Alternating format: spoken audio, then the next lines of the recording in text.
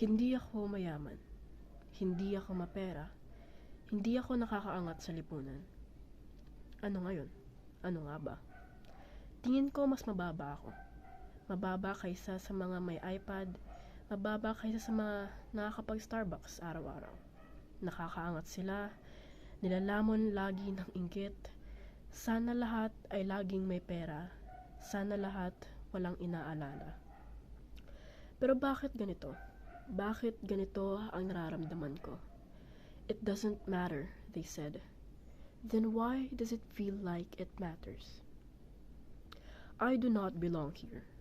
Self-separation, self-deprecation. Every day I enter a private university and I get to play rich. Acting cool, acting posh, acting like I am off the upper. And every time I do that, it eats me. And it makes me even lesser. Kakaunti na nga lang mayayaman dito sa Pinas, nakakasalamuha ko pa. Sampal sa mukha ang kawalan ko ng pribilehiyo at pera. Maarte lang ba ako? Ako lang ba o sadyang bulok ang lipunan at sistema? You feel fine, you feel okay. You were never insecure. What does an insecure lower middle class girl have got to do with you anyway? Ayuda is not your necessity. You can live without 4Ps. You've got your air-conditioned car to drive you around town. You have your privileges, and good for you. You have your rights, and you have all of them. More than half of the Filipino population are off the lower and below. A small portion is off the higher, and the rest are there and barely getting by. Hindi naman talaga pantay ang bansang ito una pa lang. Luzon, Visayas, Mindanao.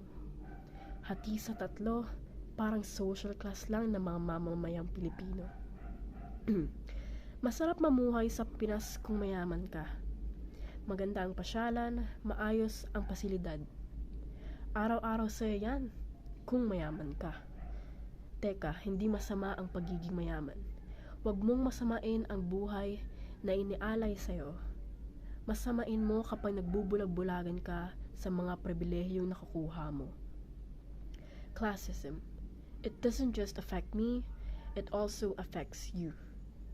Why am I built with internalized discrimination, and why are you built with blatant superiority? To those who are sitting above and in control, gumalaw naman kayo. Masyado na bang mabigat ang puwetan niyong puno ng korupsyon para tumayo at sumilip sa labas ng bintana niyo, o sarado ang bintana niyo at kandado ang pinto? Magsumikap ka, giginhawa ang buhay mo. Magtrabaho ka na magkapera ka. Kasinungalingan ang laging pinapairal niyo. Walang hiya, tamad lang pala ako. Kailangan lang pala tumayo, habang kayong mayayaman, nagkakaperang nakaupo. May pagkain pa ba? Makakain pa ba? May pamasahe pa ba? Yung namamasada, kaya pa ba? Hindi kami mayaman, hindi kami mapera, hindi kami nakakaangat sa lipunan. Madaming kakulangan ang dapat pagtuunan. Ano ngayon? Tuloy ang buhay. Matatag daw ang mga Pilipino. Sige, yun na lang. Tatag lang. Kapit lang. Tayong hindi mayayaman.